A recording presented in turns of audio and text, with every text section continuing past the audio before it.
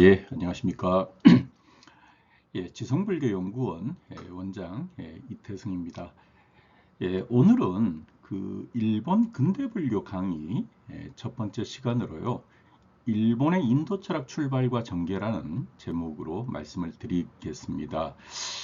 예, 그렇지만 오늘 그 말씀드리는 이 강의는 여러분들이 첫 화면의 왼쪽 그 위에 있듯이 개정본입니다. 그래서 어, 저의 이 강의는 작년에 2024년 7월 28일 날 제가 유튜브에 이미 한번 올렸습니다.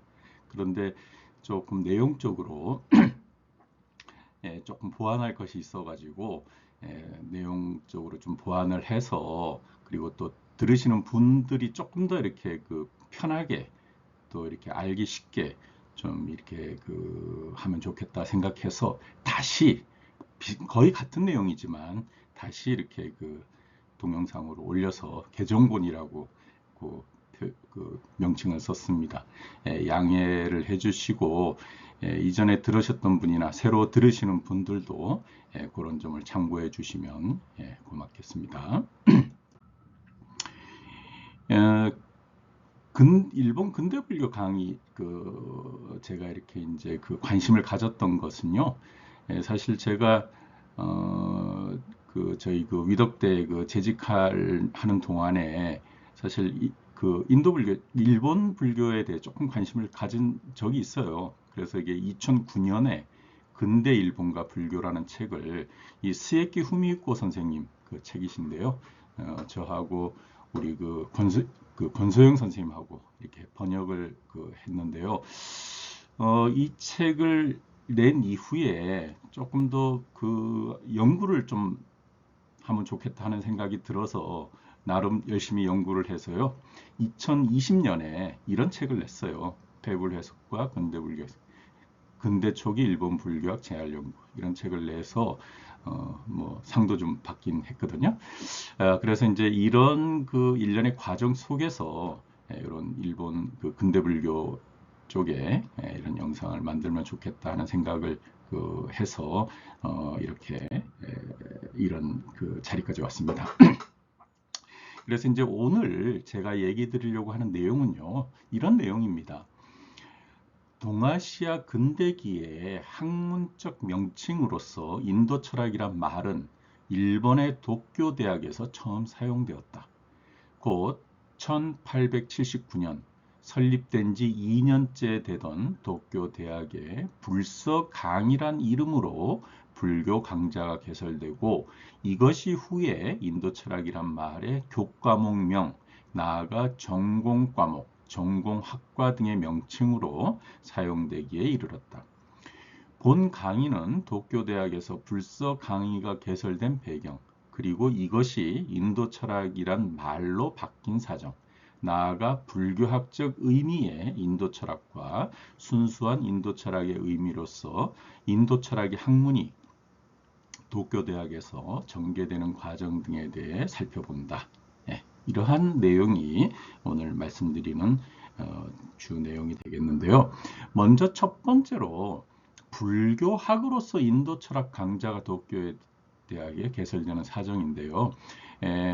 그 일본의 그 도쿄 대학에서 이 불서 강의라는 이런 강좌가 개설이 되는데요. 이 강좌는 1877년 도쿄 대학이 설립된 후 2년째인 1879년 불서 강의의 교과목이 화한문학과에서 최초로 개설이 됩니다. 그리고 이 불서 강의를 담당한 최초의 강사는 조동종의 승려인 하라탄잔으로 그가 사용한 교재는 대승기신론이라고 알려지고 있습니다.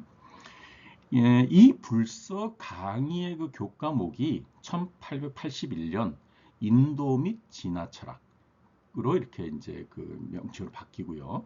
그 1882년에는 이제 인도 철학의 명칭으로 1882년부터는 여기 인도 철학, 진화 철학 이런 식으로 구분이 되어집니다. 그래서 1881년이 이제 이렇게 인도 철학이라는 이런 그 교과목명 또 인도 철학이라는 명칭이 처음으로 이렇게 붙여진 그런 때가 되겠습니다.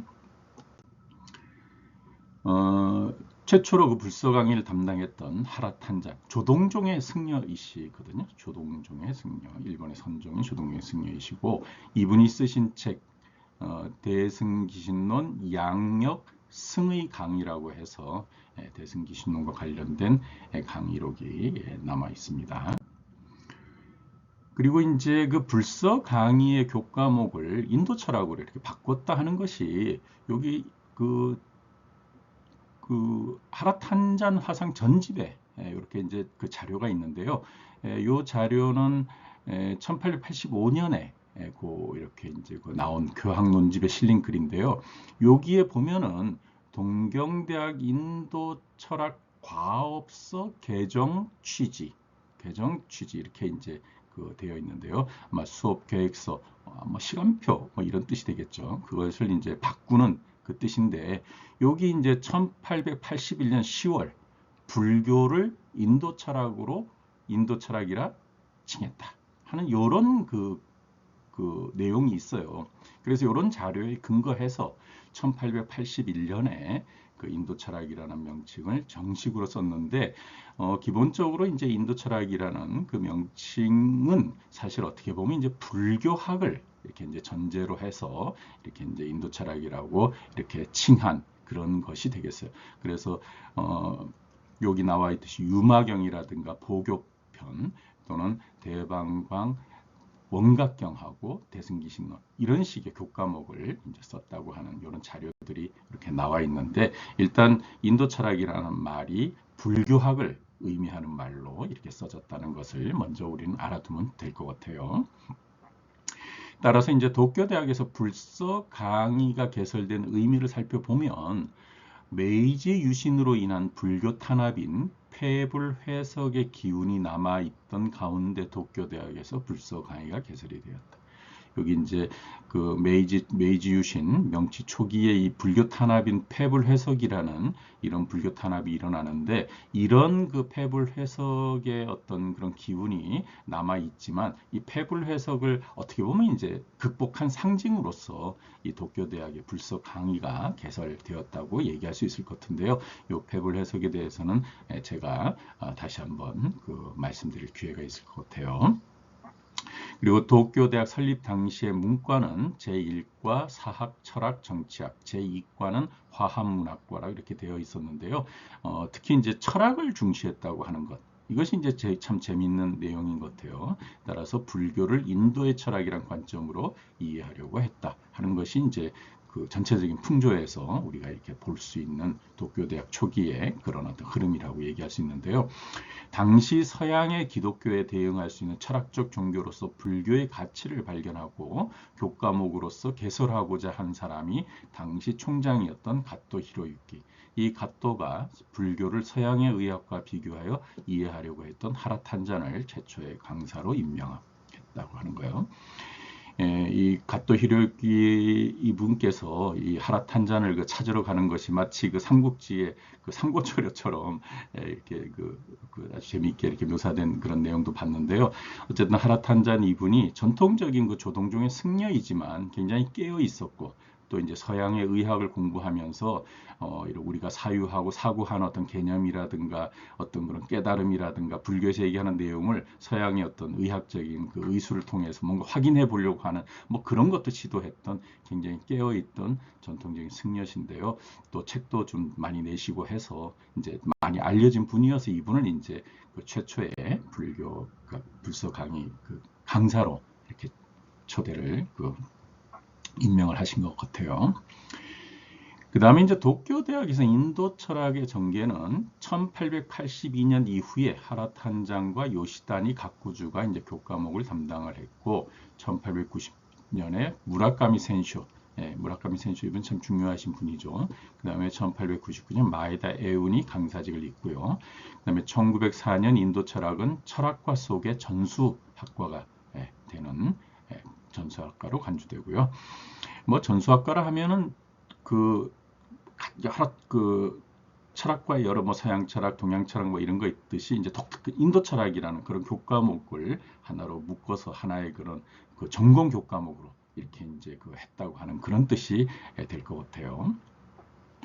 그리고 1917년에 이제 학과 차원의 독립적인 인도 철학 강자가 실업가인 야스타 젠지로의 기부에 의해 개설되고 초대 교수로 무라카미가 취임, 1921년 불교계의 거무로 간주되는 샤쿠 소엔의 기부에 의해서 인도 철학의 제2강자, 1926년에는 국비회의 제3강자가 개설이 되었다.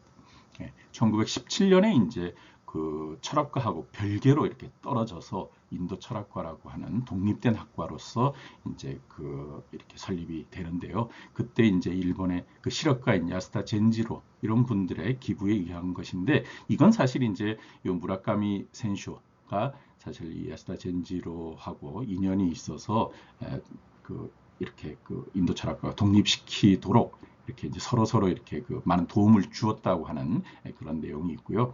그다음에 샤쿠 소엔도 이제 그 이 1921년 이 당시에는 샤쿠 소엔은 1919년에 돌아가시거든요. 그래서 이분의 유지에 의해서 이제 인도 철학 제2강자가 생기고요. 그다음에 제3강자가 이렇게 생겨나서 독립된 학과로서 세 개의 그런 어떤 세 분의 교수가 있는 독립된 학과가 이렇게 이제 그 형성이 되는 거죠. 그 다음에 이제 서구의 인도 철학의 갈래로서 이 산스크리트, 즉 버머학이 도입되는 사정인데요. 1885년 도쿄대학의 버머학 강좌가 개설이 되어요. 그래서 영국 옥스포드 대학에서 유학하고 돌아온 난조 분유가 담당을 하는데요.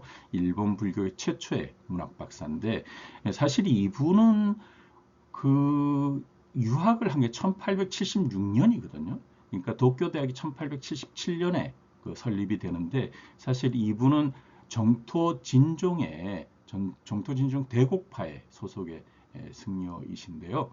사실 그 정토진종 대곡파가 이렇게 유학을 먼저 보내요. 그래 인재 양성의 그런 프로그램으로 그래서 이제 난조 분유하고 가사와라라는 분하고 두 분을 이제 영국으로 보내는데, 가사와라는 나중에 이렇게 도중에 조금 이렇게 그 몸이 좀 아파서 이렇게 돌아가시고, 난조 분유가 이렇게 이제 박사학위를 받아서 이렇게 돌아오시게 되죠.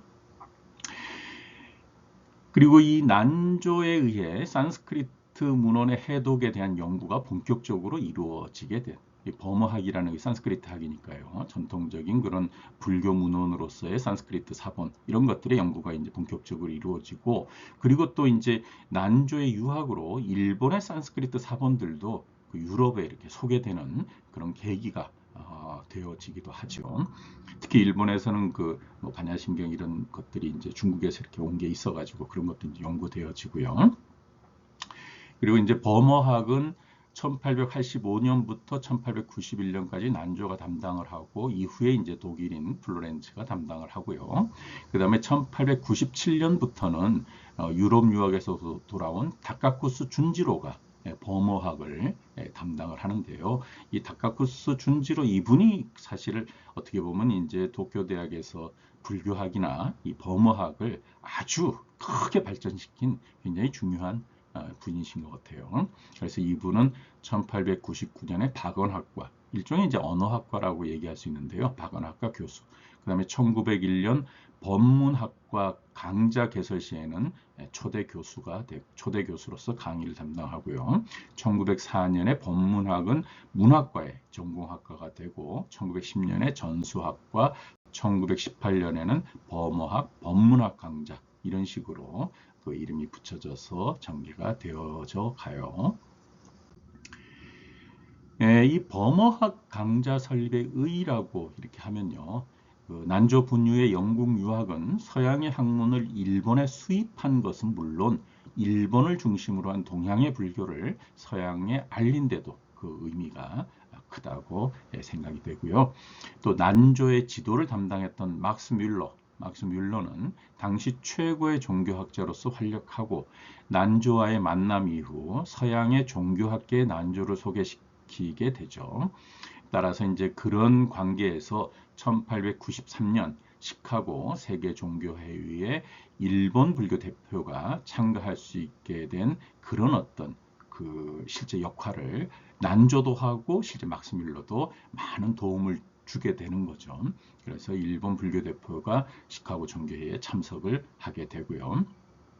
그다음에 이제 난조 이후 버머학 강자를 제활시킨 다카쿠스는 1906년 그 인도 철학 종교사라는 교과목을 개설해서 독자적인 인도 철학의 그런 효시가 된다고 할 수가 있어요. 그래서 이제 인도 철학과는 기본적으로 이제 불교학적인 그런 이제 그 특성이 강했지만 실질적으로 이제 점차 인도 그 불교는 뭐 인도의 그런 어떤 사상하고 이렇게 뗄 수가 없기 때문에 인도 철학 본질적인 뭐 힌두교적인 그런 관계 속에서 인도 철학 종교사라는 교과목을 이렇게 개설을 해서 인도 철학으로 그런 어떤 학문적인 방향을 본격적으로 할 수 있는 계기를 만들게 되는 거죠. 이 다카쿠스의 역할이 상당히 컸던 것 같아요. 그 다음에 이제 불교학과 다른 의미로 순수한 인도 철학이 이루어지는 사정. 이것은 이노우에 데츠지로라는 분이 실질적으로 그 역할을 했는데요. 1875년 도쿄대학 전신인 도쿄 개성학교에 입학하셔가지고 1870 도쿄대학 개교시에 첫 신입생으로 입학하고 철학과 정치학을 전공한 뒤에 제1기생으로 졸업을 하게 되죠. 이노우에 데츠지로. 그다음에 대학 졸업 후에는 문부성 편집국에 들어가고요. 그다음에 이제 그 1884년에 독일로 이제 유학을 떠나게 되는데요. 뭐 이분은 유학을 갔다 오고 나서 이제 최초의 철학과 교수가 되는데 사실 이분은 뭐 불교에도 이제 조예가 있었던 거지만 뭐 양명학이라든가 일본의 고학파 또 주자학파 뭐 신도학 이런 데 이제 그 다양하게 관심을 그 많이 갖고 실제 이제 업적을 많이 내고 계시는 것 같아요. 이노우에 데츠지로의 그런 어떤 남겨진 그런 인도 철학사라는 그런 어떤 책이 있는데요. 그 책 속에 나타나는 이런 용어들이 있는데 이런 것들이 뭐 1892년 3년에 그 사실 강의가 이루어지는데 뭐 저도 한번 연구를 해서 그분의 책에 나타나는 용어 그 다음에 이제 후에 기무라 다이켄, 나카무라 하지메 이런 분들이 쓴 용어 이런 걸 한번 비교해 본 적이 있는데 이게 이제 페블 해석저의 책에 이렇게 이제 그 인용이 되어 있는 그런 내용입니다.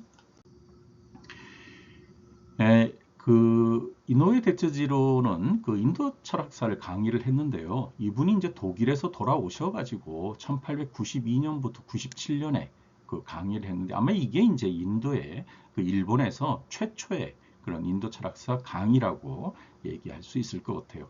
그래서 전부 7책 15장에 걸친 강의록이라고 이렇게 그 말이 되는데 실제 남아있는 것은 4책과 7책이 이렇게 남아있고요.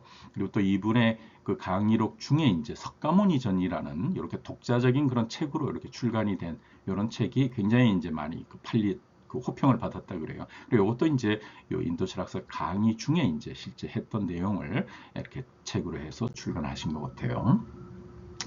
그리고 이제 이분의 그 인도 철학사 강의 배경에는 이분이 독일에 이제 유학을 했지만 서양 철학의 연구보다 오히려 인도 철학이나 산스크리트어 등에 보다도 관심을 갖고 연구를 하셨던 것 같아요. 그래서 이분이 귀국 후 철학과 교수로서 서양 철학을 담당을 했지만 서양 철학 연구자들 가운데는 이노우에의 독일 유학을 불모의 유학이다라고 하는 사람도 있었던 것 같아요. 그래서 실제 이제 서양 철학적인 그런 어떤 예리한 그런 부분은 잘 안 나타나고 조금 그 어떤 인도 철학이라든가 동양적인 이런 쪽이 아마 좀 더 그 이렇게 관심을 많이 가져서 실제 이제 서양 철학을 하는 사람들 입장에서는 좀 이런 말을 그 아무 쓸모가 없는 유학을 하셨다 뭐 이렇게 얘기를 하셨던 것 같아요.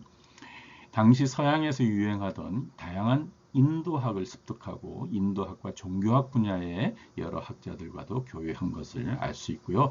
또 귀국 후 인도 철학사를 강의하며 인도 철학의 용어를 일본어로 새롭게 정착을 시킵니다. 그래서 이노우의 평가나 인도 철학사는 의일은 이분은 이제 또 일본의 아주 중요했던 그 역사적 사건으로 교육과 종교의 충돌에서 정부 측 대변자 입장에서 있었기 때문에 조금 이제 여러 가지 오해도 좀 받았던 거고요. 또 철학과 최초의 교수이지만은 서양 철학에 대해서는 조금 이해가 부족했다 하는 뭐 그런 것도 있지만 실제 이제 이분은 인도 철학이라든가 동양 철학에 더욱 관심을 많이 가졌 되었다고 하는 것. 그래서 이분이 이제 유학 당시에 인도학 서양에 그러는데 인도학 연구의 열기를 받아들였다고 이렇게 생각이 됩니다. 그래서 이분께서 이제 순수한 인도 철학의 사상적 이해로서 그의 그 인도 철학사 강의는 다카코스 준지로가 1906년 그 인도 철학 종교사 교과목을 개설한 것보다 14, 15년이 앞서는 것으로 당시 철학과에서 이노우에의 영향으로 인도 종교 철학에 대한 논문이 나타나기도 해요.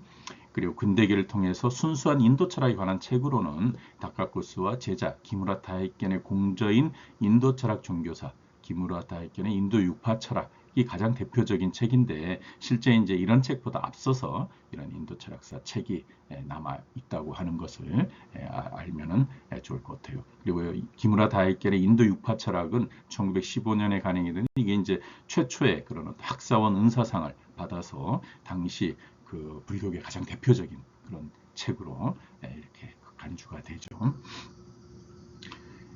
기무라 다이켄과 기무라 다이켄 스승이 되시는 다카코스 준지로 이분들입니다.